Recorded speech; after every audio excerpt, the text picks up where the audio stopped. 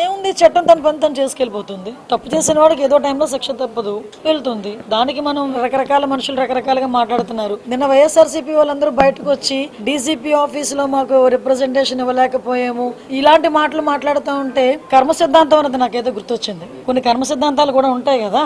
Last time వాళ్ళకి గుర్తు చేయాలి, మమ్మల్ని కనీసం డీసీపీ ఆఫీస్ గేట్ కూడా ముట్టుకొని ఇచ్చేవారు కాదు. మా పార్టీ ఆఫీస్ నుంచి మేము బయలుదేరితే అక్కడ ముళ్ళ కంచెలు లాంటి వేసి ఇనుప కంచెలు వేసేసి పోలీస్ ప్రొటెక్షన్ పెట్టేసి మమ్మల్ని లోపల కూడా వెళ్ళకుండా కిలోమీటర్ అవతలే మమ్మల్ని ఆపేసే పరిస్థితి. ఈరోజు చాలా మంది ఈ 7 నెలల కాలంలో డీసీపీని కలిసిన సందర్భాలు చాలా ఉన్నాయి. వైఎస్ఆర్సీపీ వాళ్ళు ఇదే ఎక్స్ మినిస్టర్ సంబటి రాంబాబు వీళ్ళందరూ కూడా ఈ 7 నెలల్లో 2-3 సార్లు వెళ్ళి డీసీపీని కలిసిన సందర్భం కూడా ఉంది. నిన్న డీసీపీ గారు ఏదో బిజీగా ఉండుంటారు, అక్కడ ఉన్న వాళ్ళకి ఇచ్చి రావాలి. దానికి ఇంత రాద్ధాంతం చేసి మళ్ళీ పైగా డీసీపీ ఆఫీస్ ను కూడా అంటే వాళ్ళు బ్యాక్ ఒకసారి వెళ్ళి వాళ్ళ గతం కూడా ఒకసారి గుర్తు తెచ్చుకుంటా ఉండాలి. దాన్నే కర్మ సిద్ధాంతం అంటారు. అది ఎలా మర్చిపోకూడదు?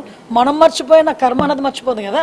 అక్రమ అరెస్ట్, వైసీపీ ఎప్పుడు అక్రమ అరెస్ట్ అంటది. మమ్మల్ని చేస్తేనేమో అవి కరెక్ట్ అరెస్టులు, ఇవేమో అక్రమ అరెస్టులు. అందులో పెట్టినవేమి సెక్షన్స్ ఒకసారి చూసుకుంటే దానికి అనుగుణంగానే కోర్టు కూడా సబ్మిట్ చేశాము. జడ్జి గారు కూడా రిమాండ్ విధించారు. ఫర్దర్ గా ఏం జరుగుతుందని కోర్టులు చూసుకుంటారు.